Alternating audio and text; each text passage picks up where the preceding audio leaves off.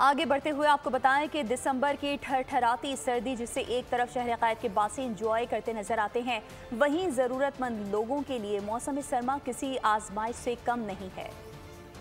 हाँ, शहरी बदलते मौसम को एंजॉय करते दिखाई देते हैं, वहीं मौसम सरमा के हरारत बख्श पहनावे और गर्मा गर्म खाने खा रहे हैं और फुटपाथ पर जरूरतमंद अफराद सर्दियों में हाथ फैलाए हुए हैं। जरूरतमंद कहते हैं कि यखबस्ता हवाएं चल रही हैं, मगर उन्हें रात फुटपाथ पर सोकर ही गुजारनी पड़ती है। न सर छुपाने को जगह है, न ही गर्म कपड़े।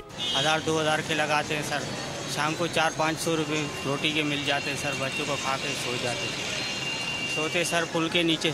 बच्ची को सर्दी की वजह से इतना तेज बुखार हो रहा है, अब वो बेचारे के पास ना बिस्तर है ना कुछ है, क्योंकि अगर इस तरीके से सर्दी में अगर ये पड़े रहे बच्चे तो अल्लाह ना करे इन बच्चों की मौत भी वाक़या हो सकती है। सर्द रातों में जरूरतमंद आम कपड़ों में सड़क किनारे जिंदगी गुजारने पर मजबूर हैं।